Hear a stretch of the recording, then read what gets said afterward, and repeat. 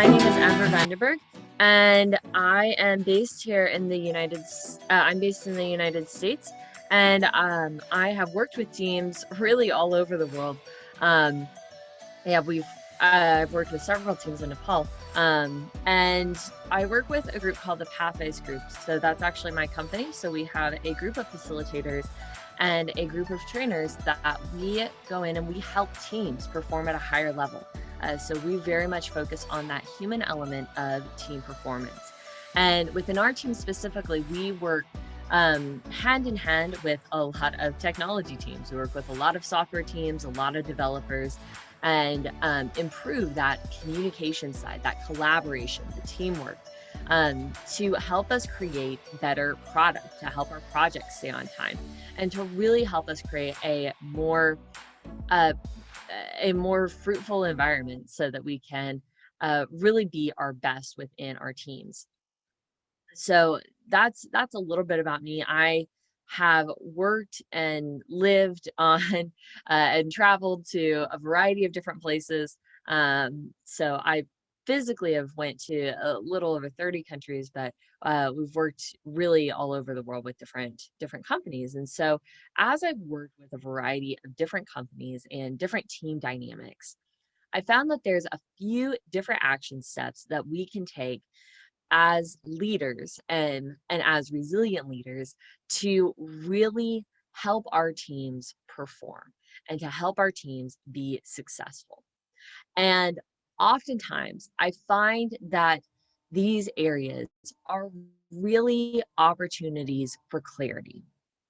See, whenever we're working within tech teams, there are a lot of opportunities for complexity, and complexity can jade clarity a lot of times within our organizations. And so we must be intentional to clarify.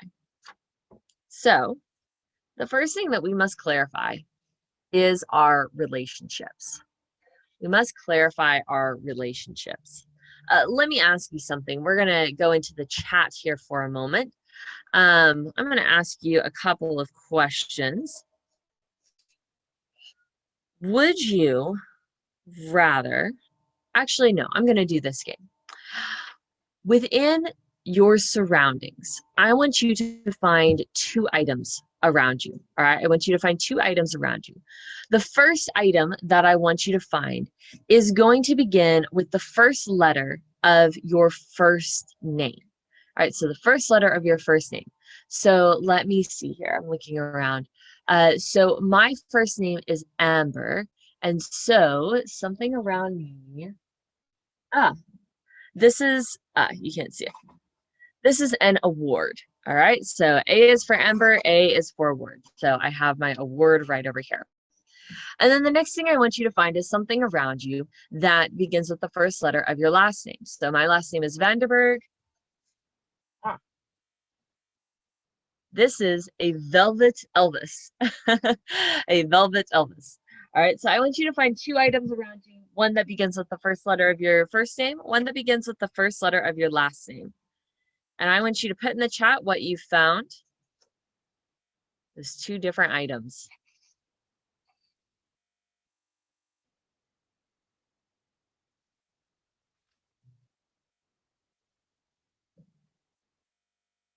So for me, it's an award and a velvet Elvis.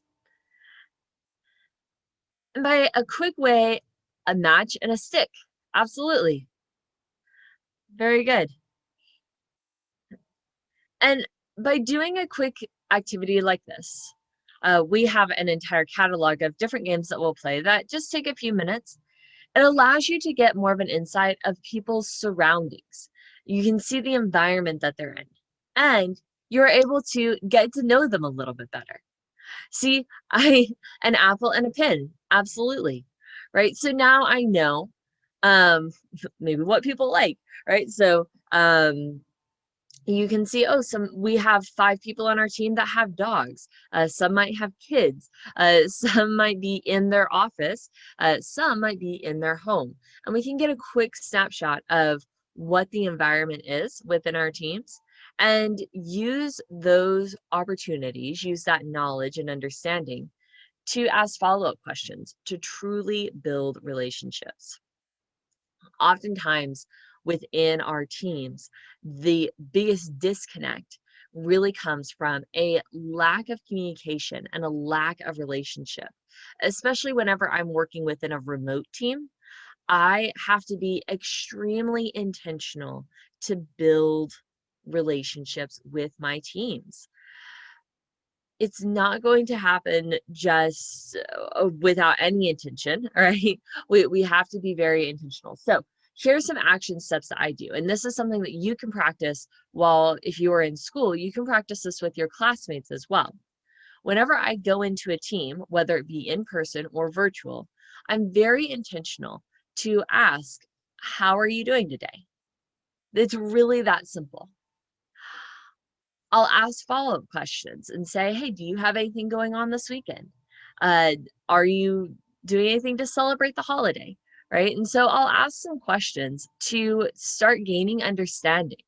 And then I follow up from those conversations. If I ask someone if they're doing anything exciting this weekend, and they are doing something exciting, maybe they're celebrating a birthday party or celebrating a birthday, then on Monday, I'm going to follow up and say, hey, how was that event that you had over the weekend? And so I'm going to check in and follow up within our teams. And that's really important.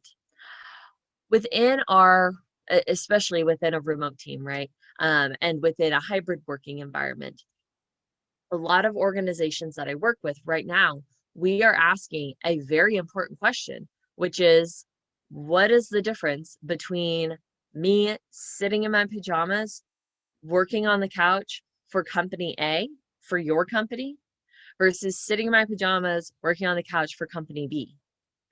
And the answer has to be more than just salary. And oftentimes we find that that answer comes within the relationships, it comes within the opportunities, it comes within the collaboration. And so we're creating that competitive advantage. We are distinguishing ourselves as a leader by checking in, by following up, and by truly cultivating a relationship. I want to give you some action steps to use with this. So first off, I gave you a script as far as checking in and following up.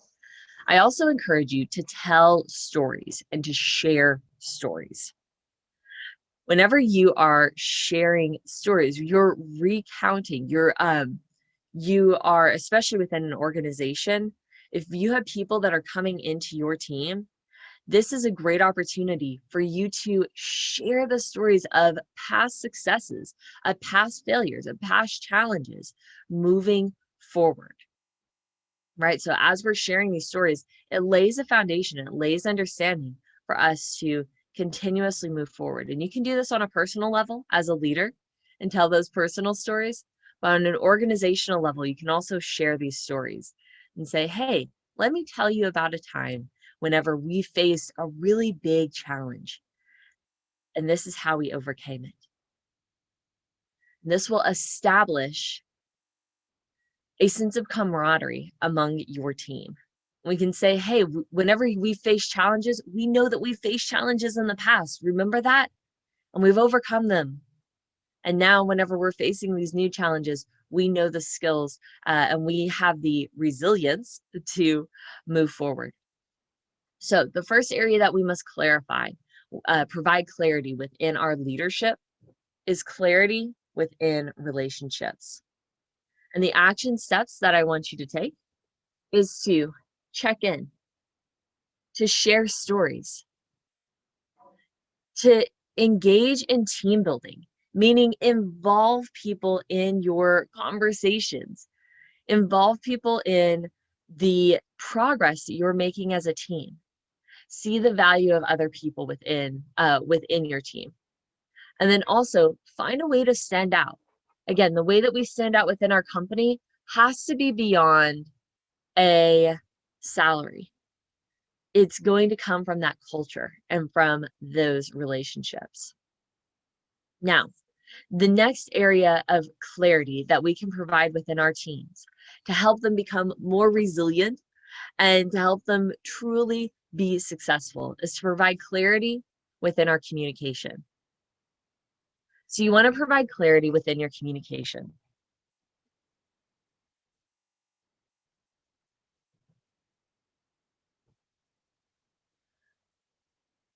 Dr. Mark Rutland writes that great communication boils down to 4 major aspects, and that is the right message delivered to the right audience in the right way at the right time. And as a leader, whenever I am leading my organization and whenever I am leading my team, whenever I have done well in all 4 areas, I have effectively communicated my message. But if I miss even one of these 4 areas, then oftentimes this is where a disconnect happens. So I'm communicating the right message, meaning have I crafted my message in a way that it is clearly understood? Am I delivering it in the right way? Now, especially today in this time, knowing the right way to deliver your message is really important because we have so many different methods to deliver our message. We have email, we have text, we have Slack, we have video conferencing, we have phone calls, we have face to face, we have letters, right? We have so many different ways to communicate our message, and so I must be very intentional to understand when is the appropriate time to use different mediums of communication. As a general rule, I take time to consider the complexity of the message and the emotion of the message in determining the best method to deliver my message. Meaning, if I have to speak to someone, or if I'm going to speak to someone about personal performance, maybe they're not meeting performance expectations, then sending a memo probably is not going to be the best method of communication. I want to keep in mind the quickness of the feedback loops, meaning how quickly can we correspond. If it's through an email, there is likely can be a span of time in between each correspondence for emotion to build. And so if I have something that's highly emotional or highly complex, I want to engage in a method of communication that has a quicker feedback loop. So that could be a phone call, it could be a video chat. In those cases, it's going to be quicker feedback loops. If it's low complexity, low emotion, this is where email, text, memo is going to be more preferred. These are going to be the meetings that could be an email, right? So I keep in mind those 2 major ideas. So I make sure I'm crafting my message in a way that's easily understood, that I'm delivering it in the right way, that I have the right audience. This goes both ways. So I ask myself, are there people that need to be included in this conversation? And then sometimes it can be easy to say, oh, well, let's just include everybody in the conversation. And then we have a ton of different voices, and that provides more complexity. So I need to also be a steward and say, okay, who truly needs to be involved in this specific conversation, and who doesn't need to be involved in this conversation. So I have to make sure that I'm delivering to the right audience. And then lastly, I make sure that I am delivering my message in the right time. Now, whenever I first heard timing, I personally thought, oh, this will be just like making sure that I don't deliver a really important message on a Friday afternoon when everyone has their bag and they're getting ready to walk out the door. And that is true. You want to be mindful of the time of the week and the time of the day. But you also want to be mindful of the actual amount of time as well. Meaning, if I have a very complex message that I need to deliver, then only allowing a minute or 2 for questions is probably going to inhibit the clarity of that communication. I need to allow a span of time for that message to be received and digested. And I need to allow a span of time for questions afterwards. So I need to clearly communicate I need to clearly communicate within my team. What I'm saying, sorry, I need to communicate a clear message the right way to the right audience in the right time. Oftentimes, I see that unmet performance expectations is a result of uncommunicated expectations. So I am actually going to give you an activity right now. There's a variety of different ways that you can clarify expectations within your team. At the Pathways group, we have a whole catalog of different ways that we clarify this, but this is a 2-minute activity that we do within our team that I really enjoy. So I want you to pull out a piece of paper. And sorry, I have a shadow going on. I want you to pull out a piece of paper and I want you to put it landscape-wise like this. And I want you to draw one line across and then 3 lines horizontal. 3 lines horizontal. This is an activity that I do within our teams. A trigger for when to do this activity is at the beginning of a project.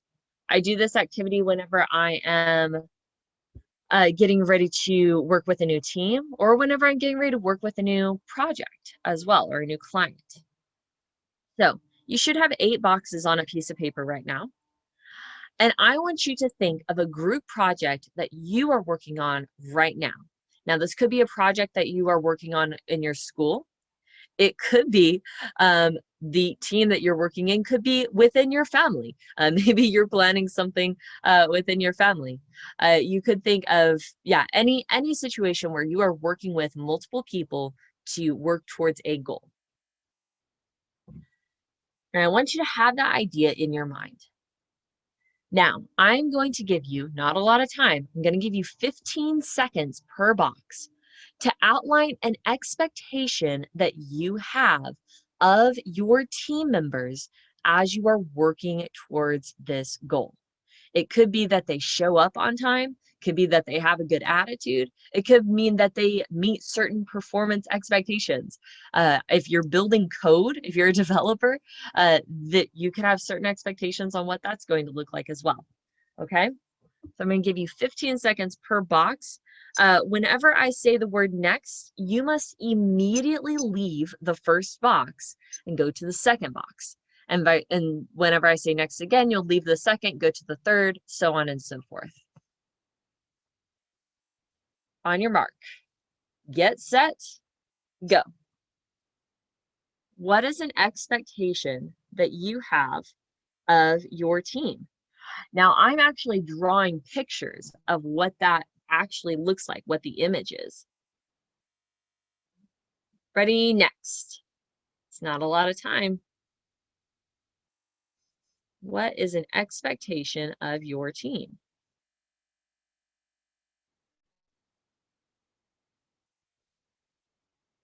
All right, you're on the next box.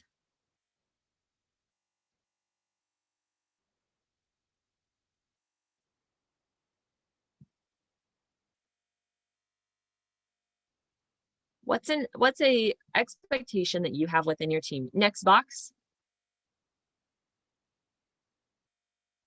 It's going to be a performance expectation.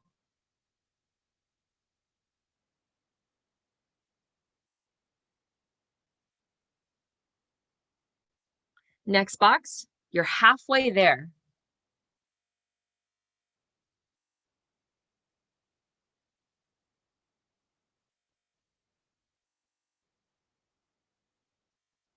Next box. 3 left. This is usually when it gets a little bit challenging for me.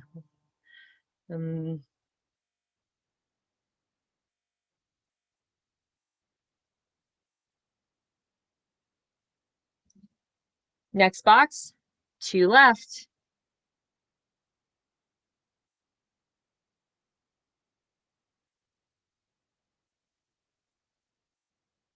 And last one, what's a performance expectation that you have of your team?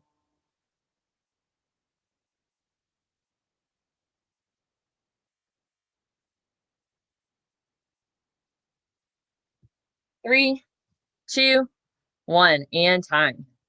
Okay. On a scale of 1 to 5, 1 being that was the easiest thing ever, I could have come up with 8 more. 5 being that was the most difficult thing ever, don't ever make me do that again. How was that? I only have a few minutes left, so this is what mine looks like. You can see I have a variety of different pictures. These are my expectations So some examples is that you might have some questions that you actually do that side of your question. Like, what that you might actually draw, that you do the activity, so you drew a pencil. That you love what you do, so there's some heart. So these are some expectations that I had of my team. So this is an activity that I do within teams, and we clearly communicate.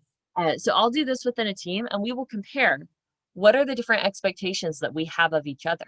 And we'll find areas of continuity and also find some discrepancies as well. Maybe we had different expectations of each other on the team.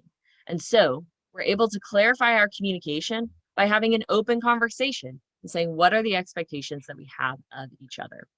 So just 2 minutes left. So here are your action steps for communication. You want to clarify your communication.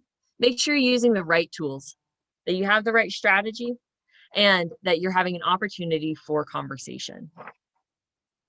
And then last but not least, we need to actually clarify our leadership, meaning that our teams know what they can expect from us as we are moving forward within our teams. So we want to clarify that leadership of what people can expect from us and where they can go if they have questions, how they are going to be supported by their leaders, and what is the vision of leadership, of their leadership moving forward. So,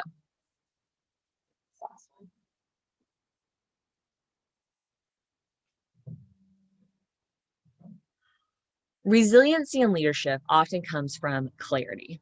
We with turbulent times and with a variety of change and quickly changing times, complexity can oftentimes jade clarity.